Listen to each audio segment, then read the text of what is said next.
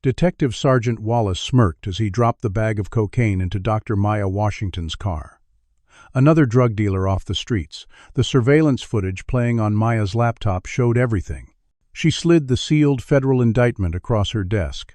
Actually, you're under arrest. Before we dive into this shocking story of justice and corruption, let me know where you're watching from in the comments. Hit that like button and subscribe if you're ready to see how this brilliant black doctor turned the tables on a corrupt system. What would you do if someone tried to destroy your life with a single planted piece of evidence? Dr. Maya Washington adjusted her white coat as she strode through the halls of Westlake Memorial Hospital in Chicago, her stethoscope bouncing lightly against her chest with each confident step. At 34, she was one of the youngest neurologists to ever lead the stroke unit at the prestigious hospital, her brilliance having propelled her through medical school at the top of her class and into a career that was the pride of her family. Maya came from a long line of medical professionals. Her late father, having been a respected cardiologist before his career was mysteriously derailed, and her mother still practicing as a pediatrician in the same South Side neighborhood, where Maya had grown up. The Washington name was synonymous with excellence and service in Chicago's black community, particularly because they had never abandoned their roots despite their success. Every Tuesday and Thursday evening, Maya ran a free clinic in her old neighborhood, treating patients who couldn't afford specialized neurological care, many of whom suffered from untreated conditions that mainstream medicine had ignored. "Dr. Washington, your 2 o'clock is ready," her assistant called, interrupting her thoughts as she reviewed a complex case file. Maya nodded, tucking a strand of her neatly braided hair behind her ear as she prepared to meet her next patient. What Maya didn't know as she went about her day was that she had already caught the attention of Detective Sergeant James Wallace, a 46-year-old decorated officer with the Chicago Police Department's Narcotics Division. Wallace had built his reputation on high-profile drug busts that had earned him commendations and rapid promotions, but beneath his polished badge lurked a history of racial profiling and evidence manipulation that had remained carefully hidden from official scrutiny. Wallace had been watching Westlake Memorial for months, convinced that the hospital's predominantly black service staff was involved in drug trafficking, despite having no evidence to support his theory. That evening, as Maya walked to her car after a 14-hour shift, she was startled by the sudden appearance of a uniformed officer stepping out from between two vehicles. "Excuse me, ma'am," Detective Wallace said, his hand casually resting near his holster. "We've had reports of suspicious activity in this area. Can I see some identification?" Maya blinked in, surprised, her hospital ID badge clearly visible on her coat. "I work here," she replied, gesturing to her badge, which displayed her photo and title. "I'm Dr. Washington, head of neurology." Wallace barely glanced at the badge, his eyes instead scanning her expensive watch and designer bag. "We can't be too careful these days. Lots of people pretending to be things they're not." "Where's your car, doctor?" The way he emphasized her title made it sound like an accusation rather than a respectful address. Maya pointed to her black Audi a few spaces away, maintaining her composure despite the humiliation of being questioned in the parking lot she used every day. "License and registration, please," Wallace continued, following her to the vehicle. "Is there a specific reason you're asking for this?" Maya inquired, maintaining a calm, professional tone despite her growing frustration. "Just routine," Wallace replied with a smile that didn't reach his eyes. As Maya produced her documents, she noticed another black doctor being stopped by a different officer at the other end of the parking garage. The next day at lunch, Maya mentioned the incident to Dr. Eleanor Jenkins, a 68-year-old veteran physician who had been the only black department head before Maya's promotion. The older woman's expression grew serious as she stirred her tea. "It's been happening more and more," Eleanor confided, her voice low despite the privacy of her office. "Security reported 4 similar incidents last month, all involving black staff. The nurses on night shift get it worst, especially the ones with nice cars." Eleanor leaned forward, her eyes locking with Maya's. "My advice, keep your head down. These officers aren't looking for drugs. They're looking for successful black people who don't know their place." Maya wanted to dismiss the warning as paranoia from an older generation that had faced more overt discrimination, but the pattern continued. Within 2 weeks, she had been stopped twice more by Wallace or his partners, each encounter more aggressive than the last. When she mentioned it to her brother Marcus during their weekly dinner, his expression darkened. At 36, Marcus Washington had channeled his law degree into community activism, documenting police misconduct cases and advocating for reform. "That name sounds familiar," Marcus said, pulling out his laptop. "Wallace has been on our radar for years. There's a pattern to his arrests that nobody wants to talk about." He turned the screen to show Maya a spreadsheet tracking arrests by various officers with Wallace's name highlighted next to dozens of cases involving black professionals. "I can't prove it yet, but I think he's planting evidence." Maya was still processing this disturbing information when she witnessed it firsthand. Walking to her car late one night after an emergency surgery, she saw Wallace and another officer confronting Jamal Davis, a young black orderly who had recently started working at Westlake. From her position behind a concrete pillar, Maya watched in horror as Wallace casually dropped a small bag into Jamal's open backpack, while the other officer distracted him with aggressive questioning. "What's this?" Wallace exclaimed, with theatrical surprise pulling the bag out moments later. "Looks like we've got ourselves another dealer." Maya froze, her heart pounding, as Jamal was slammed against a car, handcuffed, and led away protesting his innocence. She knew what she had seen, but speaking up would put a target on her back. As she drove home that night, her hands shaking on the steering wheel, Maya made a decision that would change everything. She would not stay silent. The Internal Affairs Office was located in a nondescript government building downtown, its bland corridors and fluorescent lighting designed to drain the energy from anyone brave enough to file a complaint. Maya sat stiffly in an uncomfortable chair across from Lieutenant Gregory Wilson, a balding man whose expression conveyed boredom before she had even finished explaining what she had witnessed.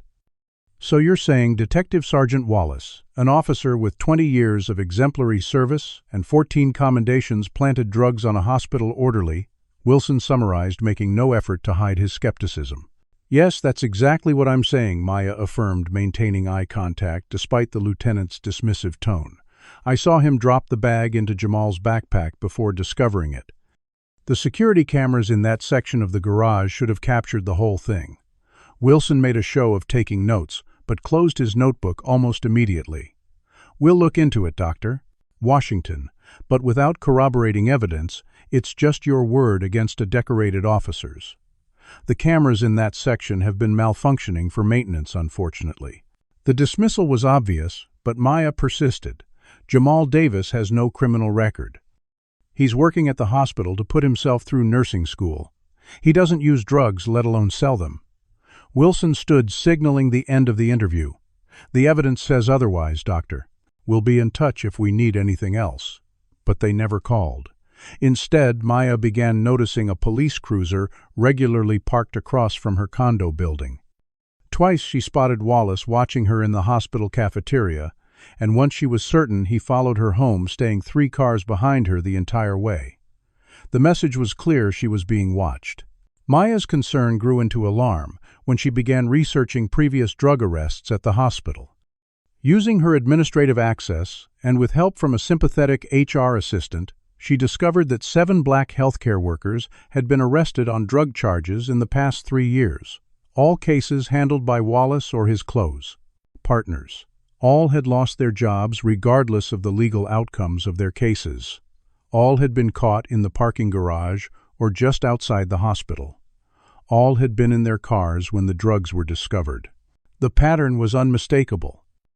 Desperate for advice, Maya reconnected with her law school friend Zoe Chen, now an assistant district attorney who had once dated Maya's brother before their amicable breakup. They met at a small cafe far from both the hospital and the courthouse, where Zoe listened intently to Maya's story. "There have been rumors about Wallace for years," Zoe admitted, her voice barely above a whisper despite the noisy environment. "Nothing that would stand up in court, but the pattern is suspicious. Black professionals suddenly found with drugs, often just as they're getting promotions or recognition. But he's protected. Protected by whom, Maya asked, leaning forward. Police Captain Richard Harmon, for one, Zoe replied. They go way back, served together when Harmon was still on patrol. Harmon blocks any serious investigation of Wallace or his team. Without concrete evidence or someone willing to testify that they saw him plant drugs, there's nothing we can do. Maya thought about revealing that she had witnessed exactly that, but something in Zoe's cautious demeanor held her back. Instead, she asked, "What happened to the security footage in Jamal's case?" Zoe shook her head. Officially, a technical glitch during the time period in question. It happens so often with these cases that it can't be coincidence, but proving tampering is nearly impossible. Despite the risks, Maya quietly began gathering information to help defend Jamal Davis. She obtained hospital badge swipe records showing he had been working continuously until minutes before his arrest, making it impossible for him to have acquired drugs. She found witnesses who could testify to his character and work ethic. She even managed to access backup security footage from a different angle that, while not showing the planting, directly revealed inconsistencies in the timing described in Wallace's report. Maya passed this information to Jamal's public defender, an overworked young attorney named Kevin Park, who was grateful for the assistance. For a moment, it seemed like they might have a chance to expose Wallace's misconduct. Then, the day before the preliminary hearing, the case against Jamal was suddenly thrown out due to an unexplained procedural error. While this seemed like good news on the surface, Maya learned from Kevin that all evidence, including the security footage she had provided, had vanished from the case file. Jamal was free, but the true injustice remained buried, and Wallace remained untouched. That evening, Maya received a call from a blocked number. "Dr. Washington," a distorted voice said when she answered. "You're an excellent neurologist. It would be a shame if something happened to your career or your reputation. Mind your own business before you lose everything." The line went dead before she could respond. Shaken but undeterred, Maya drove to her night shift at the hospital, her mind racing with possibilities and threats. As she pulled into her reserved parking space, something felt wrong. Getting out of her car cautiously, she circled the vehicle and stopped cold. Spray, painted across the driver's side door in bright red letters, was a racial slur, followed by the words, "Stay in your lane." Maya stood motionless, aware of security cameras recording her discovery.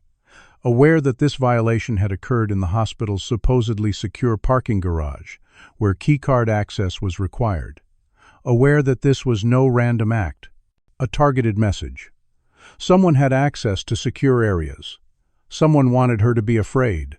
Someone wanted her to be silent. Instead of fear, Maya felt a cold, clarifying anger take hold. This was no longer just about Jamal Davis or mysterious patterns. This was personal, and Maya Washington was not someone who backed down from a fight, especially when the stakes were this high. "They're trying to intimidate you, Maya. You need to back off before this gets worse," her mother. Patricia urged, her voice tight with worry, as the family gathered in Maya's living room the following evening. The vandalism of her car had escalated the situation, transforming what had been professional concern into personal danger. Maya sat surrounded by her family, the weight of their fear pressing against her resolve. Her brother Marcus paced by the window, periodically checking the street below for unfamiliar vehicles. "Mom, backing off is exactly what they want," Maya replied, her hands clasped tightly in her lap. "If we let them scare us into silence, nothing ever changes. Your career is at stake," Patricia insisted. "Everything you've worked for, everything your father worked for." At the mention of her father, the room grew quiet. Dr. Joseph Washington had been one of the most respected cardiologists in Chicago until 15 years ago, when his career had been destroyed by accusations of illegally prescribing medications to his predominantly black patients. Though he had maintained his innocence until his death from heart failure 5 years later, the damage had been done. His medical license had been suspended, his reputation ruined, and the stress had likely contributed to his early death. What Maya had never shared with her family was the connection she had recently discovered while researching Wallace's history. As a junior officer, James Wallace had been involved in the investigation that had brought down her father. The coincidence seemed too great to ignore. Dad was innocent, Maya said softly. We all knew it, but we couldn't prove it. What if what's happening now is connected to what happened to him? What if Wallace has been targeting black medical professionals for years? Marcus stopped pacing, his expression shifting from concern to realization. You think Wallace was involved in Dad's case? That this could be a pattern going back that far? Maya nodded, pulling out a folder containing her research. I've been looking into old cases. Wallace's name appears in Dad's file as one of the officers who found the prescription pads and medications in his office. The same office Dad always kept locked. The same office that somehow had no fingerprints of his anywhere near the evidence. Her mother gasped, pressing a hand to her mouth. All these years I thought it was just bad luck, just the system being unfair. You're telling me it was deliberate. I can't prove it yet, Maya admitted.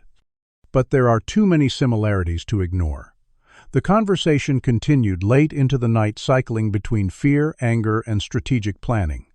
By morning, no consensus had been reached, but Maya had made her decision. She would not be silenced. 2 days later, she sat in a small conference room at the FBI field office, facing Special Agent Tamara Reynolds, a stern-looking black woman in her early 40s, whose reputation for tackling police corruption was well known in certain circles. Maya had been connected to her through a complex web of trusted contacts arranged by Marcus through his activist networks. Dr. Washington, I appreciate you coming forward, Agent Reynolds said after reviewing the information Maya had brought.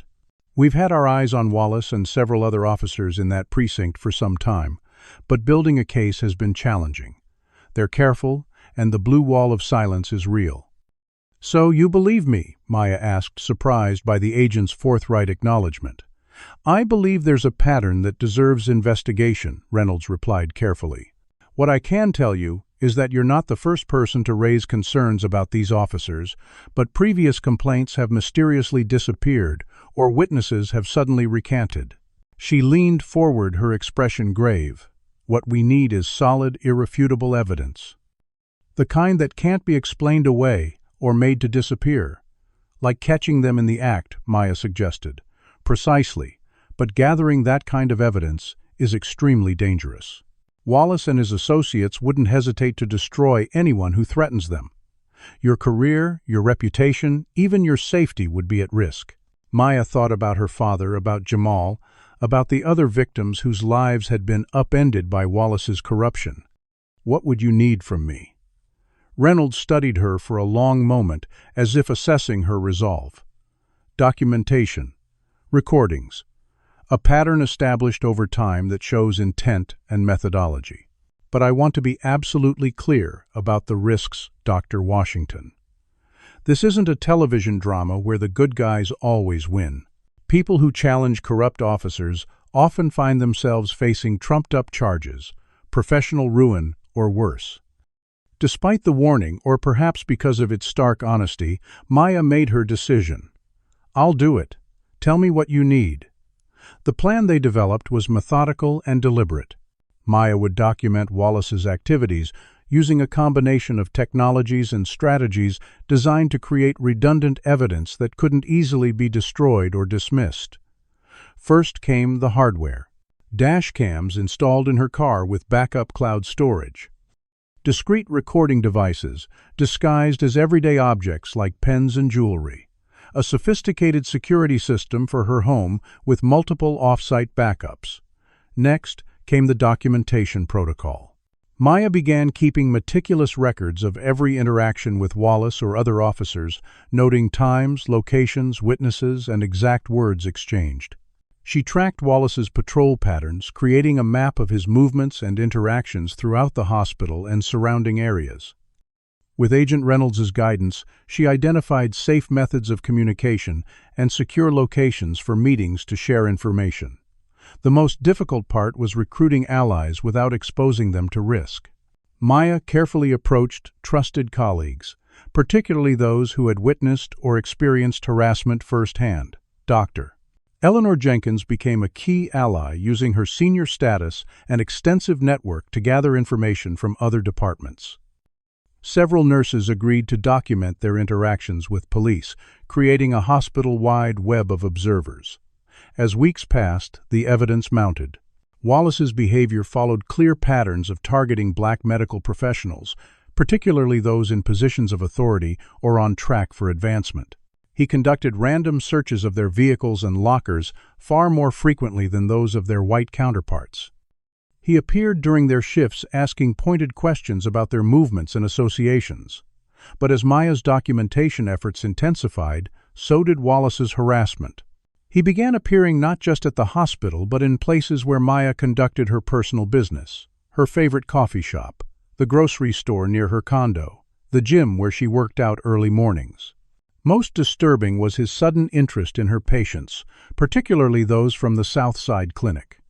Several reported being stopped and questioned about their relationship with Dr. Washington, their medications, scrutinized their medical conditions, questioned by someone with no medical training. "He's getting bolder," Maya told Agent Reynolds during one of their secure meetings. "I think he suspects something." "He's trying to rattle you," Reynolds replied. "But he's also making mistakes. The wider his harassment spreads, the more witnesses we have." The true shock came when Maya discovered through a contact in hospital administration that Wallace had somehow accessed her personal file, including her home address, emergency contacts, and even her medical records. The invasion felt deeply personal, a violation that went beyond professional harassment into something more sinister and threatening. When Wallace began questioning Maya's patients, "Do you think she should have backed off to protect them? Or was she right to continue gathering evidence?" Comment number 1. If you believe she should have prioritized patient safety, or number 2. If you think exposing Wallace was worth the risk. Like and subscribe if you've ever witnessed injustice and wished you could do something about it. What would you risk to stand up against corruption? Let's see what Maya did next as the stakes continued to rise. Maya stared at her computer screen, the pieces of the puzzle finally coming together in a pattern too deliberate to be coincidence. For weeks, she had been compiling data on arrests made by Wallace and his closest associates, creating a database that revealed far more than isolated incidents of harassment.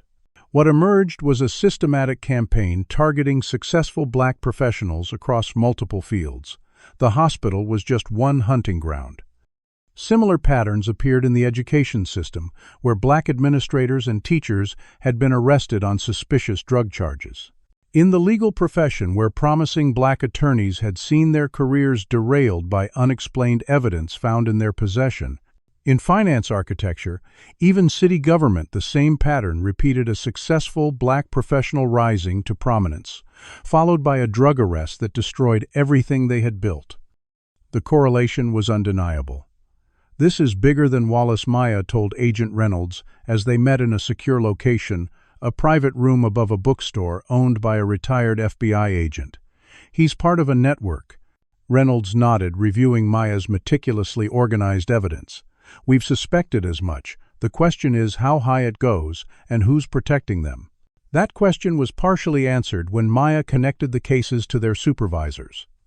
Police Captain Richard Harmon appeared repeatedly in the documentation, handling complaints, overseeing investigations, and ensuring that any accusations against his officers were quickly dismissed. Harmon had been Wallace's superior for over a decade, moving up the ranks together in what appeared to be a mutually beneficial relationship. "Harmon makes the complaints disappear," Maya explained, showing Reynolds the pattern. "And in return, Wallace's drug busts make Harmon look good to his superiors. They've created a perfect system." What made the discovery particularly chilling was the methodology. Through careful analysis of evidence reports and court documents, Maya uncovered a disturbing practice. The drugs and weapons used to frame innocent people weren't being purchased or stolen for that purpose. They were being recycled from legitimate arrests, skimmed from evidence rooms, and repurposed to create new cases. It was efficient, difficult to trace, and provided plausible deniability if questions arose. The most personal discovery came when Maya finally gained access to her father's complete case file, obtained through a sympathetic clerk who risked her job to provide the documents. There, in black and white, was confirmation of her suspicions. The prescription pads and medications found in her father's office matched a seizure made 3 weeks earlier from a drug house across town, the case handled by none other than Officer James Wallace. Her father's case hadn't been an isolated incident or a coincidence. It had been part of the same systematic targeting that continued to this day. As Maya expanded her investigation, she found an unexpected ally in Officer Darren Rodriguez, a 29-year-old rookie who had recently been assigned to Wallace's unit. Rodriguez had joined the force with idealistic notions of serving his community, only to find himself increasingly uncomfortable with the practices he was witnessing. Their first contact came when Rodriguez pulled Maya over for a minor traffic violation, then used the opportunity to slip her a note warning that Wallace was planning to search her office the following day. The young officer was taking an enormous risk, but his conscience wouldn't allow him to remain silent. Through carefully arranged meetings and encrypted communications, Rodriguez began providing Maya with invaluable inside information about the corruption network's operations. "They call it taking out the trash," Rodriguez explained, during one clandestine meeting in a park, far from both the hospital and the precinct. "That's their code for targeting someone they think is getting too successful, too visible. Wallace says he's keeping the natural order. It makes me sick." Rodriguez confirmed that the network extended beyond Wallace and Harmon to include at least 6 other officers and several civilian accomplices in administrative positions who could access records and manipulate evidence. He provided names, dates, and specific instances of misconduct that corroborated Maya's existing evidence and filled in crucial gaps. The danger of their collaboration became apparent when Wallace began treating Rodriguez with increasing suspicion, assigning him to menial tasks and excluding him from conversations. "He's watching me," Rodriguez warned during a hurried phone call. "Be careful with any information I've given you. I think they're starting to test my loyalty." Maya had just finished documenting a particularly damning piece of evidence when it happened. Wallace attempted to plant drugs in her locker at the hospital, unaware that Maya had installed a tiny camera after suspecting her space might be targeted. The footage clearly showed Wallace using a master key to open her locker, placing a small bag behind her spare shoes, then carefully relocking the door. Maya transferred the footage to multiple secure locations before removing the planted drugs using gloves and storing them as evidence in a location known only to her and Agent Reynolds. The near miss reinforced the precariousness of her position. Wallace was escalating, becoming more direct in his targeting. If she had used her locker without checking it first, the drugs would have been discovered during one of the random security sweeps that had conveniently increased in frequency. As careful as Maya had been, she couldn't anticipate every move in Wallace's playbook. Returning to her apartment one evening, after a long shift, she immediately sensed something was wrong. Nothing was visibly disturbed, but small details were off. A chair positioned slightly differently, books rearranged on a shelf, the faint scent of unfamiliar cologne. Someone had been there. Someone professional enough to avoid obvious signs of entry, but not careful enough to leave everything exactly as they found it. Maya's suspicions were confirmed when she checked her computer.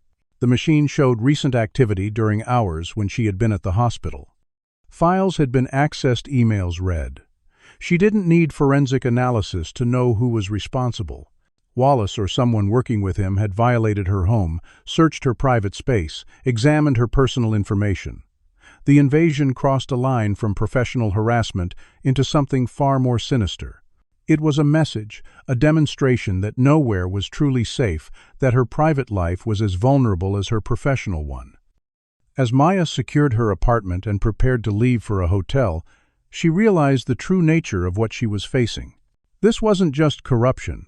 It was a deeply entrenched system of racial targeting designed to maintain what Wallace and his associates saw as the proper social order.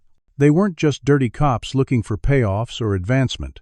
They were ideologically driven, committed to a vision of society where successful black professionals were threats to be eliminated. The realization made Maya's resolve even stronger. This wasn't just about clearing her father's name or protecting herself. It was about dismantling a system that had destroyed countless lives and careers, a system that would continue to operate unless someone stopped it. As she packed an overnight bag, Maya's phone buzzed with a text from Rodriguez. "They know. Disappear. Now." She was out the door in seconds, leaving her regular phone behind and switching to a burner phone provided by Agent Reynolds for emergencies. Whatever Wallace had found or suspected, the game had changed. The hunter was moving in for the kill. Detective Sergeant James Wallace paced the length of Captain Harmon's office, his face flushed with anger and something close to fear. "She knows too much," he said, gesturing at the folder on Harmon's desk. "Washington has been documenting everything for months.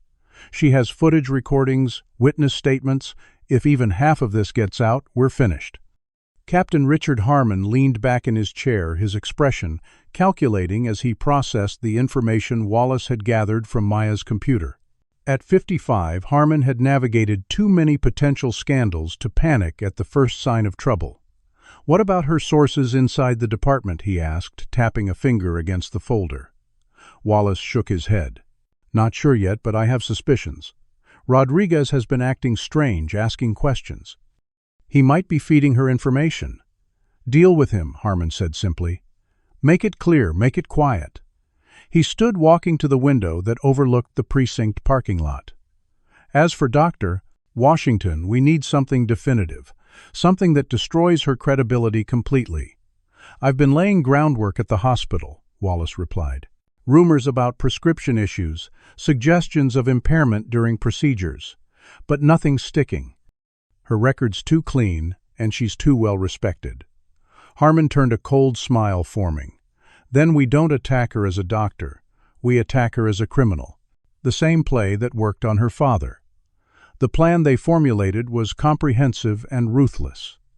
Wallace would accelerate his harassment, creating pressure from multiple directions simultaneously. Harmon would use his connections to initiate inquiries into Maya's professional conduct, generating whispers of impropriety even without evidence. Most critically, they would prepare a major drug plant one, so publicly damaging and with evidence so overwhelming that Maya's credibility would be shattered beyond repair. Meanwhile, Officer Darren Rodriguez was discovering the cost of having a conscience in a corrupt system. Assigned to surveillance duty in an unmarked car, he noticed he was being followed by another police vehicle, one containing officers known to be Wallace's most loyal associates. When he stopped for coffee, they stopped too. When he called in his position, they pulled up alongside, watching silently before driving away. The message was clear: he was being monitored. Rodriguez managed to warn Maya through an encrypted message sent from a public computer. "They're planning something big. Be extremely careful.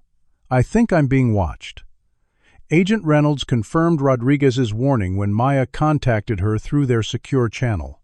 "We're picking up increased chatter," the FBI agent explained. "Multiple officers involved in unusual movement patterns around the hospital and your neighborhood. They're preparing something, but we don't have specifics yet." "Do we have enough for arrests?" Maya asked, the strain of constant vigilance evident in her voice. Reynolds shook her head. "Close, but not quite. We need direct evidence of planting or tampering that can't be explained away. What we have now is suspicious, but their lawyers could still create reasonable doubt. We need them caught in the act." The waiting was perhaps the hardest part. Maya continued her work at the hospital, maintaining a facade of normalcy while remaining hyper-aware of her surroundings. She moved temporarily into a hotel under a false name, using cash for all transactions to avoid creating an electronic trail. She varied her routes to and from work, changed vehicles regularly, and maintained constant communication with her support network. Then came the first concrete sign of the approaching storm. Dr. Eleanor Jenkins called Maya to her office, closing the door before speaking in a hushed tone. "The administration received a call from the medical board yesterday. There's going to be an investigation into your prescription practices and possible substance abuse issues."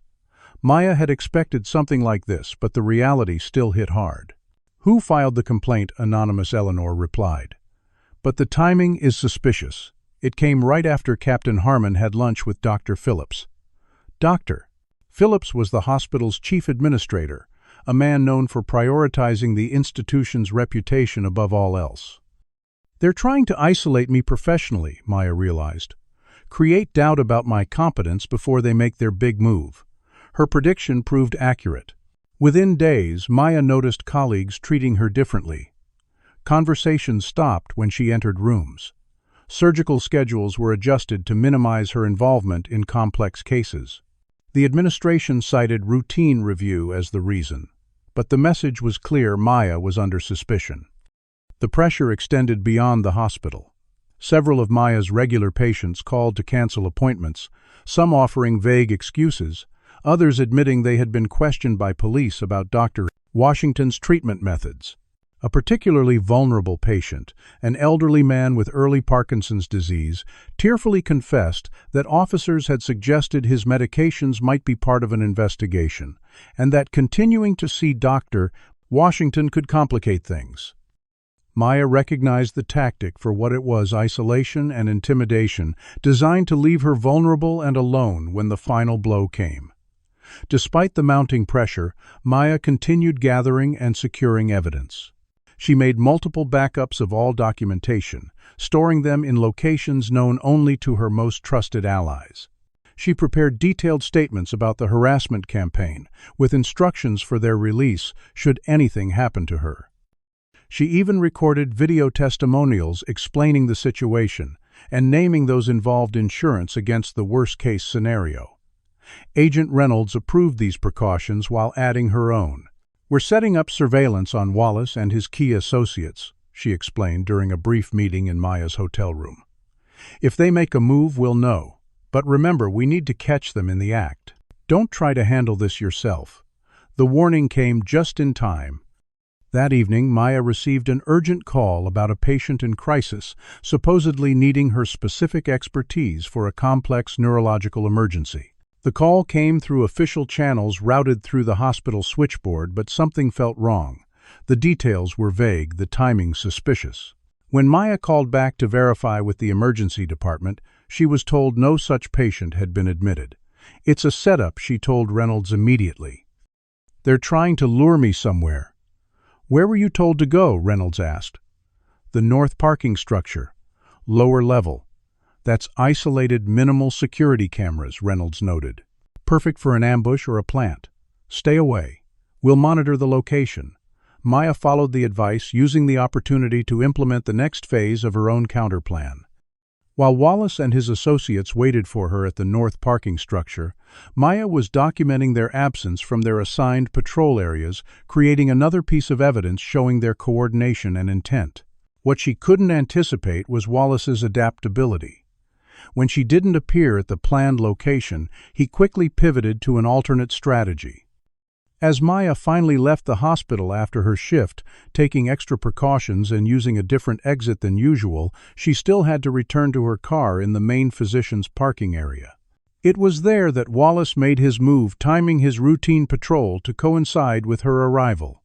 "Dr. Washington," he called, approaching with the confident stride of a predator who knows his prey is cornered. "Just the person I wanted to see." Maya remained calm, activating the recording devices concealed in her jewelry and bag. "Detective Wallace, what can I do for you?" Wallace smiled, a cold expression that never reached his eyes. "We've had reports of drug activity in this area. Mind if I take a look in your vehicle?" "I do mind, actually," Maya replied evenly. "Do you have a warrant?" "Don't need one."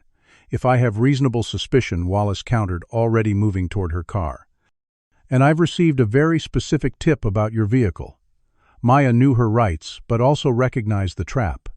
If she refused too forcefully, he could claim she was acting suspiciously or resisting. If she consented, he would find whatever he had brought to plant. She chose a middle path. "I'm not consenting to a search, detective, but I recognize you're going to proceed anyway. I want it noted that I'm protesting this action." Wallace merely shrugged, already pulling on gloves as he approached her car. What happened next unfolded with a choreographed precision that confirmed the setup. Wallace made a show of examining the exterior of the vehicle before focusing on the driver's side door. With practiced movements, he opened the door and began a methodical search of the interior. Maya watched, recording everything as he worked his way toward the back seat. Well, what do we have here?" Wallace announced with theatrical surprise, reaching under the driver's seat and producing a large bag of white powder. Looks like that tip was accurate after all. He held up the bag, making sure it was clearly visible to the security cameras overhead. That's not mine, Maya stated, firmly maintaining her composure, despite the seriousness of the situation. You just planted that, and we both know it. Wallace's expression hardened. That's a serious accusation, Doctor. I've just discovered what appears to be nearly a pound of cocaine in your vehicle. You're in a lot of trouble. As he spoke, 2 more patrol cars pulled into the garage, responding to a call Wallace had apparently made before even approaching Maya. Everything about the scene felt rehearsed, from the timing of the backup officers' arrival to the positions they took surrounding her. This wasn't an accidental discovery or a routine search. It was a carefully orchestrated takedown designed to maximize Maya's humiliation and minimize her ability to challenge the narrative. As Wallace began reciting her rights, Maya maintained outward calm while her mind raced through the implications. The trap had been sprung exactly as she and Agent Reynolds had anticipated. Now everything depended on what happened next, on whether the counterplans they had put in place would be enough to turn Wallace's trap against him. The arrest of Dr. Maya Washington became breaking news within hours, splashed across local television and newspapers, with headlines that left little room for presumption of innocence. Prominent neurologist arrested in hospital drug bust, and doctors double life exposed. Maya was escorted through the hospital in handcuffs, a deliberate humiliation orchestrated by Wallace to maximize her public disgrace. News crews had somehow been tipped off their cameras, capturing her stone-faced march through the hospital lobby as colleagues and patients watched in shocked silence. At the police station, Wallace held an impromptu press conference on the front steps, the seized bag of cocaine displayed prominently on a table beside him. Today's arrest is part of an ongoing investigation into a sophisticated drug ring operating within Westlake Memorial Hospital. He announced, his expression appropriately grave for the cameras. Dr. Washington used her position of authority to facilitate the distribution of narcotics through hospital channels. We believe this operation has been active for several years and involves multiple hospital employees. The character assassination continued with carefully worded statements that avoided outright lies while painting a damning picture. Dr. Washington's lifestyle raised red flags, and certain prescription patterns warranted closer scrutiny and most damaging. This investigation began following concerns raised by her own colleagues. Within 24 hours, the hospital administration placed Maya on administrative leave pending investigation. Her hospital privileges suspended, her patients reassigned to other physicians. The medical board initiated emergency proceedings to suspend her license, citing credible evidence of serious misconduct that poses an immediate threat to patient safety. Maya's carefully built reputation, the product of years of dedication and excellence, was systematically dismantled in a matter of days. Her attorney, a former prosecutor named Vanessa Diaz, who specialized in cases involving police misconduct, met with her in a private conference room at the courthouse following Maya's arraignment. They've done their homework, Vanessa admitted, reviewing the case file. The quantity suggests intent to distribute, not personal use. They've included anonymous witness statements alleging unusual behavior and suspicious meetings. They've even pulled your prescription records, suggesting patterns consistent with diversion of medications. It's all fabricated, Maya insisted. The drugs were planted, the witnesses are either invented or coerced, and my prescription practices have always followed strict protocols. I believe you, Vanessa assured her. But belief isn't evidence. They've created a compelling narrative backed by physical evidence and supposed witness testimony. We need something equally compelling to counter it. What about the recording devices I was wearing? Maya asked. They were confiscated during processing, Vanessa explained. And conveniently, they appear to have been damaged. The footage is corrupted according to the evidence log. The systematic dismantling of Maya's defense had clearly been planned in advance. Her apartment had been searched under warrant, yielding additional evidence that Maya knew had been planted during the earlier break-in. Her electronic devices had been seized, preventing access to her secured files.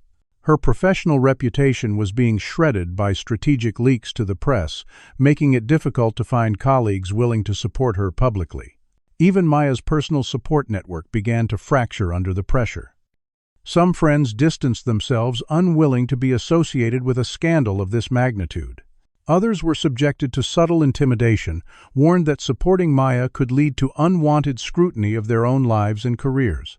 The most devastating blow came when Maya learned that her brother Marcus had been arrested on trumped-up charges of assaulting an officer during a peaceful protest, an obvious attempt to pressure Maya by targeting her family. The message was clear: cooperation or escalation. Vanessa laid out the situation bluntly during one of their meetings. The prosecutor is offering a deal. Plead guilty to possession, serve 18 months, possibly less with good behavior, and the charges against your brother will be dropped. Your medical license would be suspended for 5 years with the possibility of reinstatement afterward. They want me to admit to something I didn't do, Maya said flatly. To validate their frame-up and protect them from any investigation into their misconduct. Yes, Vanessa acknowledged. That's exactly what they want, and they're applying maximum pressure to get it. I won't do it, Maya declared, her resolve unshaken despite everything she had endured. I won't plead guilty to protect corrupt officers who have been destroying lives for years. My father went to his grave with his reputation in ruins because of these people. I won't let them claim another victim.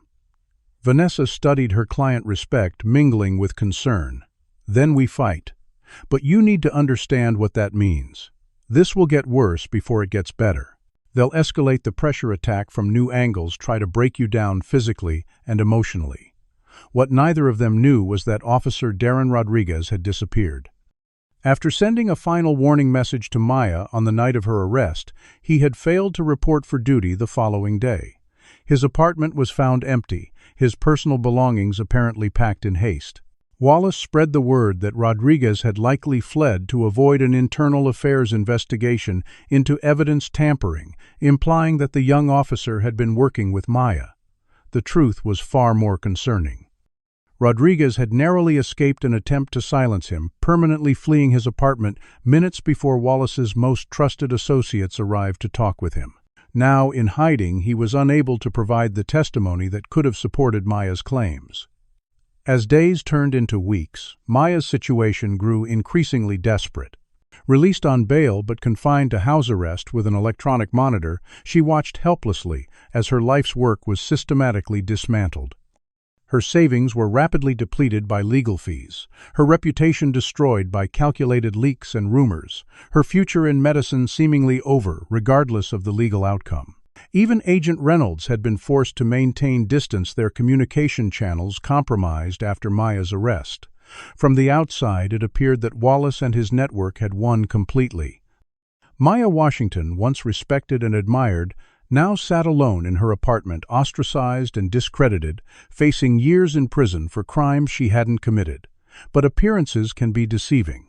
Behind her seemingly defeated exterior, Maya was implementing the contingency plan she had developed for exactly this scenario. While Wallace and his associates celebrated their victory, Maya was preparing the counterattack that would ultimately lead to their downfall. Do you think Maya should have taken the plea deal to protect her brother, or was she right to fight, even with everything at stake? Comment. Number 1 if you believe family should come first, or number 2 if you think exposing corruption was worth the personal cost. Like and subscribe if you've ever had to make an impossible choice when facing injustice. How far would you go to clear your name against powerful enemies? Let's see what Maya's next move will be, as she prepares to turn the tables. Maya Washington sat across from journalist Dana Mitchell in a coffee shop 30 miles outside Chicago, far from the usual haunts of police officers or hospital staff. At 37, Mitchell had built her reputation on exposing corruption and misconduct in public institutions, her relentless pursuit of truth earning her both awards and enemies. "Why come to me now?" Mitchell asked, studying Maya with the calculated assessment of someone who had been burned by false leads before. "Your trial is in 3 months. Going public could compromise your case." Maya pushed a USB drive across the table. "Because the case is already compromised. The evidence has been tampered with, witnesses intimidated, and my attorney's motions systematically denied by judges with connections to Captain Harmon. This isn't just about clearing my name anymore. It's about exposing a corrupt system before it claims more victims. Mitchell didn't touch the drive immediately. You understand that if I run this story, they'll know you broke the conditions of your bail by meeting with me. They could send you back to jail immediately. Some risks are worth taking, Maya replied simply. The USB drive contained only a fraction of the evidence Maya had gathered carefully, selected to establish the pattern of misconduct without revealing the full extent of her investigation. It was enough to raise serious questions about Wallace's methods and the suspicious timing of Maya's arrest, but not enough to trigger the nuclear response that would come if they realized how much she actually knew. Mitchell published the first article 3 days later, a seemingly modest piece questioning the circumstances of Maya's arrest and noting the pattern of similar cases involving black professionals. It wasn't front-page news, but it circulated widely in legal and medical circles, raising eyebrows and prompting quiet conversations. Most importantly, it signaled to Wallace that Maya wasn't as defeated as he had assumed. The article's publication coincided with Maya's activation of other elements of her counterplan. Through a network of trusted allies, she recovered backup copies of evidence that had been secured before her arrest. Her tech-savvy cousin Julian managed to retrieve deleted footage from the hospital's backup server footage that showed Wallace entering and leaving areas where he had no legitimate reason to be on the days leading up to Maya's arrest. Most critically, Maya arranged for a sample of the planted cocaine to be secretly analyzed by an independent laboratory. The results confirmed what she had suspected: the drugs matched the chemical signature of a major seizure made 3 months earlier in a case Wallace had supervised. The evidence had been recycled from the police department's own property room. Each of these developments was carefully managed to create maximum impact with minimal risk. Maya leaked information through multiple channels, ensuring that if one was compromised, others would remain viable. She established dead drops and encrypted communications with key allies, building redundancy into every aspect of her counteroffensive. Wallace's response to the initial article revealed the first cracks in his carefully maintained facade. Overconfident from his apparent victory, he agreed to an interview with a local television station to refute the baseless allegations being circulated. During the interview, his typical composure slipped when pressed about the timing of Maya's arrest and the convenient presence of news crews. "We don't notify the media about ongoing operations," he insisted, visibly irritated by the questioning. Someone must have leaked information from within the hospital. The denial was direct, but the damage was done. Hospital administrators, already uncomfortable with the negative publicity surrounding the case, began quietly investigating how news crews had known to be present for the arrest. Security logs revealed that the only external calls made prior to Maya's arrest had come from Wallace himself, directly contradicting his public statement. Meanwhile, Captain Harmon was applying pressure to fast-track Maya's case, pushing the district attorney's office to move up the trial date and limit pre-trial discovery. The urgency of their efforts suggested growing concern that their carefully constructed frame might not be as solid as they had believed. Maya's attorney Vanessa seized on these developments, filing motions challenging the evidence chain of custody and requesting an independent analysis of the drugs found in Maya's car. Though these motions were initially denied, the judicial responses were now being scrutinized by journalists and legal observers alerted by Mitchell's article. The most unexpected development came from Officer Darren Rodriguez. Far from having fled in disgrace, as Wallace had claimed, Rodriguez had gone into hiding to protect himself and preserve his testimony. Through a complex series of intermediaries, he made contact with Agent Reynolds, who arranged for him to be taken into protective custody. From a secure location, Rodriguez provided a detailed statement corroborating Maya's account and adding crucial details about Wallace's methodology and the broader corruption network. With Rodriguez's testimony secured, Agent Reynolds finally had enough to move forward with federal charges. The FBI began preparing warrants and coordinating with trusted elements within internal affairs who had been sidelined by Harmon's influence. The timing had to be perfect, the evidence irrefutable, the operation completely secure until the moment of execution. As these pieces fell into place, Maya prepared for the most dangerous phase of her counterattack, direct confrontation with Wallace. Through Vanessa, she arranged a meeting ostensibly to discuss a potential plea deal. The true purpose was far more strategic. It's incredibly risky, Agent Reynolds warned during a brief, secure meeting. Wallace is desperate and dangerous. If he suspects you're wearing a wire or trying to entrap him, there's no telling how he might react. He thinks he's won, Maya countered. His ego won't let him see me as a threat anymore. He'll want to gloat to see me broken and begging. That's when he'll make mistakes. The plan was set in motion with meticulous attention to detail. Maya would meet Wallace in a neutral location, a conference room at her attorney's office. She would be wired with the most sophisticated recording equipment the FBI could provide, designed to be undetectable even in a close search. Backup teams would be positioned nearby, ready to intervene if the situation turned dangerous. Most importantly, Maya would present herself as utterly defeated, willing to confess to crimes she hadn't committed in exchange for leniency. It was a performance that required perfect control, showing just enough resistance to be believable without pushing Wallace to the point of suspicion. As the day of the meeting approached, Maya prepared herself mentally and emotionally for the confrontation. She studied recordings of Wallace's speech patterns and behavioral tics, identifying triggers that might lead him to reveal more than he intended. She rehearsed her own responses, finding the balance between submission and dignity that would seem authentic coming from someone in her position.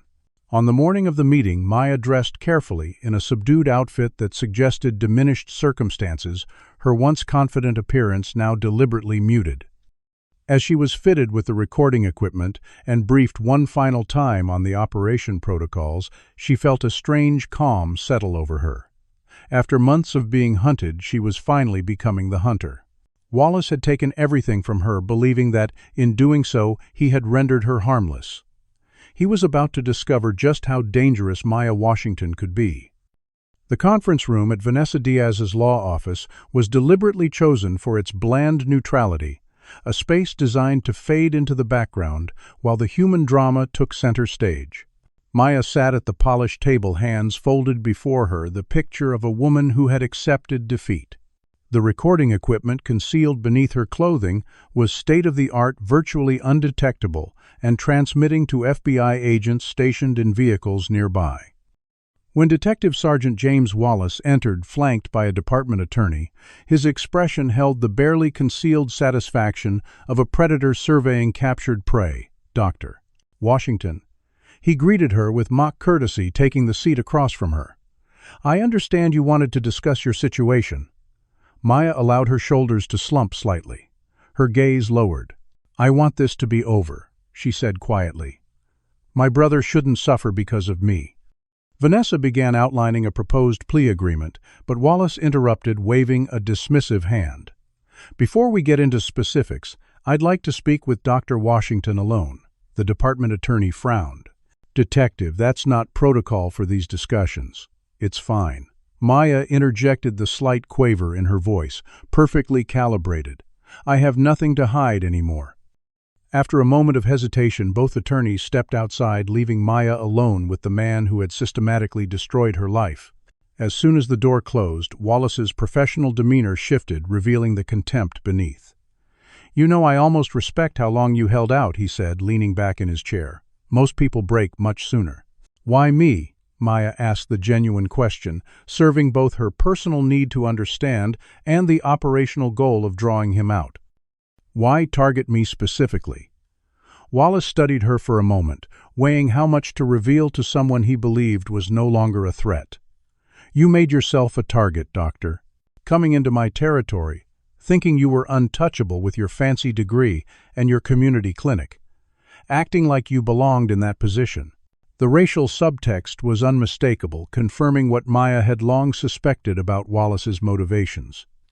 "So this was about putting me in my place?" she asked, careful to keep her tone submissive rather than confrontational. Wallace smiled, pleased with her understanding. "Let's call it maintaining natural order. Some people need to be reminded of their limitations." "And my father. Was he also being reminded of his limitations 15 years ago?" The question was a calculated risk, but Maya needed confirmation of the connection she had discovered. Wallace's expression registered brief surprise before settling into smug reminiscence. Joseph Washington, another doctor who didn't know his boundaries. That was one of my first special projects before I really perfected the technique. Captain Harmon, he was my sergeant back then, saw potential in me, taught me how to handle people who didn't know their place. Maya's heart pounded as Wallace casually confirmed his role in destroying her father's career, but she maintained her facade of defeated resignation. "How many others have there been between my father and me?" "Dozens," Wallace replied, warming to his subject now that he believed Maya was simply accepting her fate. "Lawyers, doctors, professors, business owners. All thinking they were special, all needing the same lesson." He leaned forward, his voice dropping confidentially. "The trick is knowing when to move. Wait until they've achieved something significant, until they have the most to lose. The higher they climb, the harder they fall." Maya nodded slowly, as if processing advice rather than documenting a confession. "And the evidence." "The drugs in my car. Standard procedure," Wallace explained with disturbing casualness. "We maintain a special inventory for these situations, completely untraceable once it's processed correctly. The same batch has built cases against 3 other physicians in the past year. Each statement was another nail in Wallace's professional coffin, recorded and transmitted to the FBI team." Maya guided the conversation skillfully, asking questions that seemed born of curiosity rather than investigation, allowing Wallace's ego to lead him deeper into incriminating territory. "What about Officer Rodriguez?" she asked, introducing the missing officer as if merely wondering about a loose end. Wallace's expression darkened. "Rodriguez made a career-ending mistake. Got soft-started questioning methods that don't concern him. He'll turn up eventually once this is all blown over." The implied threat was clear, adding witness intimidation to the growing list of crimes Wallace was casually admitting. As the conversation progressed, Maya steered Wallace toward specific cases, particular methods, concrete details that could be corroborated by existing evidence. She mentioned names of other victims, locations of incidents, dates of arrests, all framed as resigned acceptance of a system too powerful to fight. Wallace, believing he was simply educating a defeated opponent about the futility of resistance, provided confirmation after confirmation of the corruption network's operations. The meeting had extended well beyond its scheduled time, yielding far more evidence than even Agent Reynolds had hoped for when Wallace's phone rang. His expression changed as he listened to the caller, confidence giving way to confusion and then alarm. "What do you mean, federal agents?" he demanded, rising from his chair. At the precinct, right now, Maya watched the realization dawn across Wallace's face as he pieced together what was happening. His gaze snapped to her, the earlier contempt replaced by sudden suspicion. "You," he growled, ending the call and advancing around the table. "What did you do?" Maya maintained her composure, even as Wallace loomed over her. "I don't know what you're talking about. I've been here with you the whole time." Wallace's training finally reasserted itself as he considered the implications.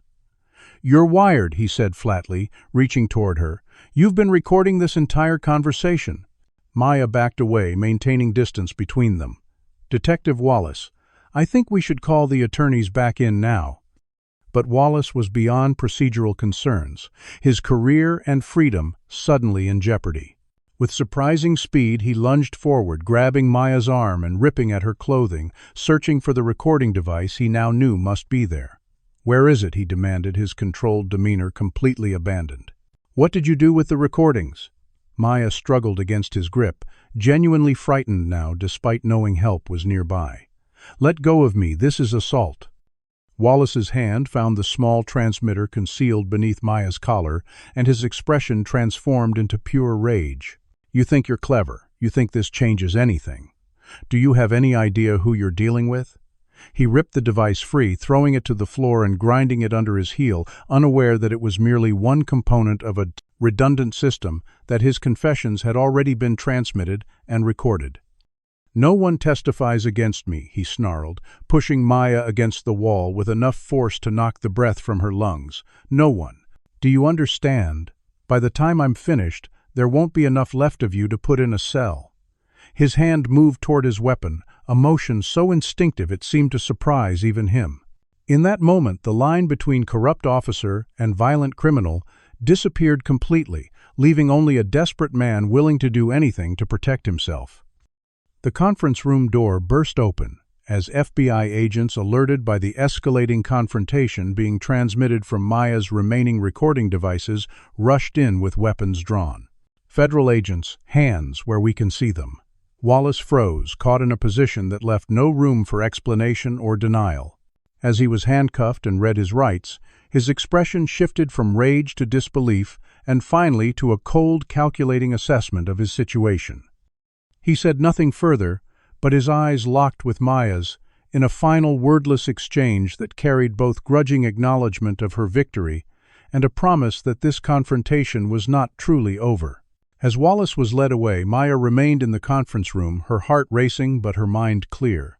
The plan had worked even better than anticipated, yielding a wealth of confessions and culminating in a physical assault witnessed by federal agents.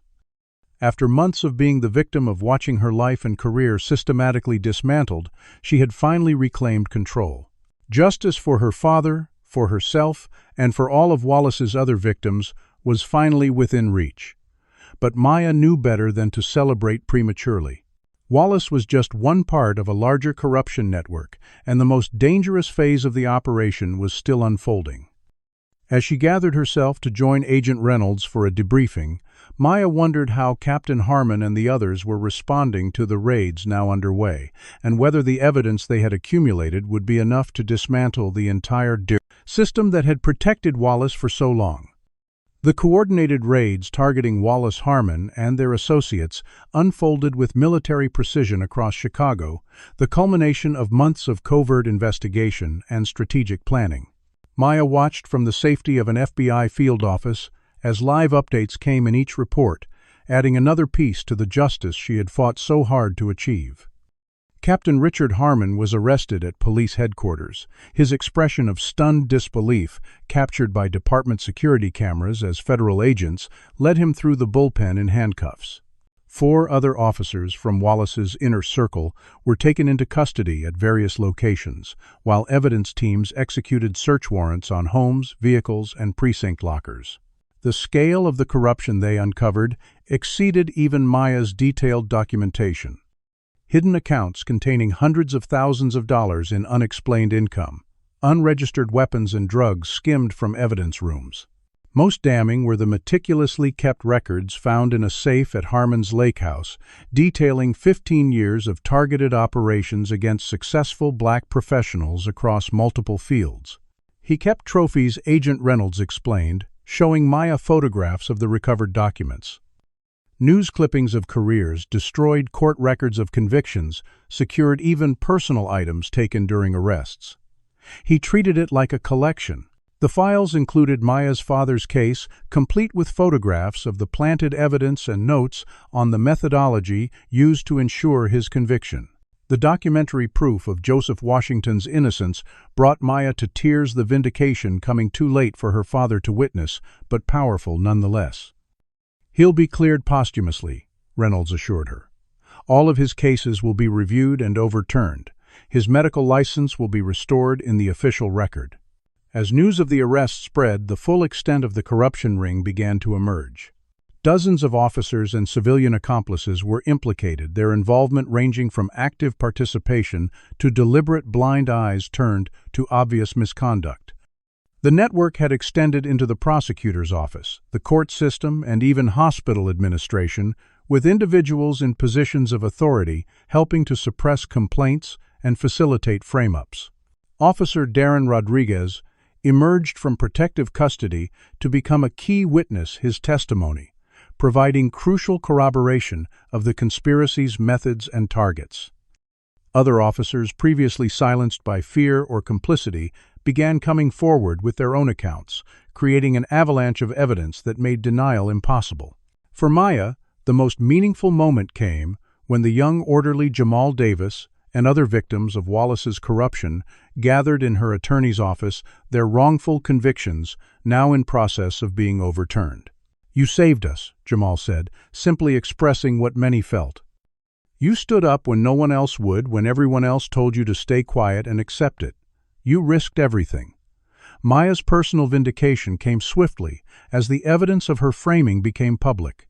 The hospital board issued a formal apology and reinstated her with full privileges and back pay. The medical board not only cleared her name, but commended her courage in exposing corruption that had threatened patient safety and medical integrity. Colleagues who had distanced themselves during her disgrace now approached with congratulations and support, though Maya noted which ones had stood by her during the darkest times and which had not. The criminal charges against her were dismissed with prejudice, the judge's ruling accompanied by a scathing condemnation of the police misconduct that had fabricated the case. Her brother Marcus's charges were similarly dropped, the family finally free from the shadow that had hung over them for months. In the weeks that followed, Maya channeled her experience into structural reform. Using her restored position and newfound public platform, she established a legal clinic specifically focused on reviewing cases of possible police misconduct and evidence tampering. Working with Vanessa Diaz and a network of volunteer attorneys, the clinic began methodically examining hundreds of convictions involving Wallace, Harmon, and their associates, identifying patterns and building cases for appeal. The district attorney's office, eager to distance itself from the scandal, created a special task force to expedite these reviews. Maya's medical expertise proved invaluable in cases involving healthcare professionals and alleged prescription fraud, where her understanding of proper protocols helped distinguish legitimate practice from fabricated evidence. The FBI investigation expanded beyond Chicago as connections to similar operations in other cities emerged. What Wallace and Harmon had built was not isolated, but part of a larger pattern of systemic targeting of successful minority professionals. Federal prosecutors assembled a comprehensive case that included charges of civil rights violations, evidence tampering, witness intimidation, and conspiracy, ensuring that those responsible would face decades in prison if convicted. For Wallace himself, the fall was complete and irrevocable. The officer who had built his career destroying others now sat in a federal detention center awaiting trial. His reputation shattered, his freedom lost his power, gone. The evidence against him was overwhelming, a combination of his own recorded confessions, Rodriguez's testimony, and the mountain of documentary proof recovered during the raids. Faced with the prospect of spending the rest of his life in prison, Wallace finally made the one choice left to him: cooperation, in exchange for a reduced sentence. His testimony implicated dozens of additional conspirators, extending the investigation into areas previously thought untouched by the corruption. 6 months after her arrest, Maya visited her father's grave, placing fresh flowers against the headstone and sitting quietly beside the man whose legacy she had finally restored. "It's done, Dad," she said softly. "They can't hurt anyone else now. Your name is clear. Everyone knows the truth." As she spoke, she imagined her father's pride, his vindication after years of living and dying under a cloud of false accusations. The justice she had secured wasn't just for herself, but for him and all the others whose lives had been damaged or destroyed by Wallace's corrupt crusade.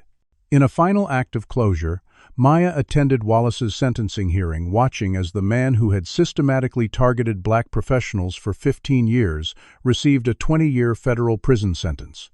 As he was led from the courtroom, Wallace looked back, once meeting Maya's gaze, with a mixture of defeat and lingering defiance. She held his stare calmly, neither gloating nor looking away, a silent acknowledgement that justice, not revenge, had been her true goal all along. Walking from the courthouse into the bright Chicago sunshine, Maya Washington felt the weight of months of struggle finally lifting. Her career restored, her father's name cleared, the corrupt system that had targeted them both. Now dismantled, she could finally look forward rather than back. The experience had changed, her showing both the depths of institutional corruption and the power of determined resistance. She would never again take justice for granted or assume that systems would function as they should without vigilant oversight. As she drove to the hospital for her afternoon rounds, Maya reflected on the lessons of her ordeal, not just for herself, but for all those who faced similar challenges. Systems could be corrupted, but they could also be reformed. Injustice could prevail for a time, but persistence and truth could ultimately overcome it. Most importantly, no one had to face these battles alone. The network of support she had built, the allies who had stood with her through the darkest times, had been essential to her survival and success. That evening, as Maya returned to her clinic in the South Side neighborhood where her father had once practiced, she saw her experience reflected in the faces of her patients. People who had faced systemic barriers and institutional biases, but continued fighting for better lives and futures. People who needed advocates and allies in positions of influence. People for whom her victory over Wallace and his corruption ring represented hope that justice, however delayed, was still possible. The clinic waiting room was full, as it always was on Tuesday evenings. Maya hung her white coat on the hook behind the door of her examination room, adjusted her stethoscope around her neck, and prepared to see her first patient of the night. The work of healing both bodies and systems continued. What would you have done in Maya's position? Would you have had the courage to stand up against corruption, even when it seemed like the entire system was against you? Comment below with your thoughts on how we can fight injustice in our Publication. Own communities. If this story moved you, please like, subscribe, and share it with others who need to hear that one person can make a difference against seemingly impossible odds. Thank you for following Maya's journey from victim to victor, and remember that justice, though sometimes delayed, is never truly denied when brave people refuse to stay silent. Maya's story teaches us that justice, while sometimes delayed, is never truly denied when we persist in pursuit of truth. Systemic racism thrives in shadows, requiring both individual courage and institutional accountability to dismantle it. When corrupt power targets successful, Black professionals, the damage extends beyond careers. It reinforces harmful societal patterns and denies communities vital leadership. True justice demands more than personal vindication. It requires structural change. Maya's transformation from victim to advocate demonstrates how personal trauma can fuel meaningful reform when channeled effectively. Her methodical documentation, strategic alliances, and unwavering commitment show that fighting corruption requires both emotional resilience and tactical intelligence. The corruption network's downfall reveals how systems meant to isn't to have isn't. Protect can become weapons of oppression when prejudice infiltrates authority. Those who abuse power often leave patterns that, when properly documented, become evidence of their misconduct. Perhaps most importantly, Maya's victory reminds us that no one fights alone. From Agent Reynolds to Rodriguez, from family members to colleagues who stood firm, support networks make resistance possible. When institutions fail, people of conscience working together become the true system of justice. The cleared names of Maya and her father represent countless others whose lives were derailed by racist targeting. Their vindication reminds us that while injustice may prevail temporarily, truth ultimately emerges when brave individuals refuse to surrender to intimidation. Have you ever witnessed injustice and wondered if one person could really make a difference? Maya's story proves that courage, persistence, and strategic action can bring down even the most entrenched corrupt systems. What would you risk to stand up for what's right? Have you ever faced discrimination and found the strength to fight back? Share your thoughts in the comments below. Your story might inspire someone else who's fighting their own battle against injustice. If this story moved you, please hit that like button to help others find it. Subscribe for more powerful stories of triumph over adversity and injustice. And if you know someone struggling against a system that seems too powerful to change, share this with them as a reminder that justice is possible when we refuse to stay silent. Thank you for joining us on Maya's journey from Spucking Pal of Aplaso, targeted victim to triumphant advocate. May her courage inspire us all to stand firm when facing injustice, knowing that truth has a power that corruption cannot defeat.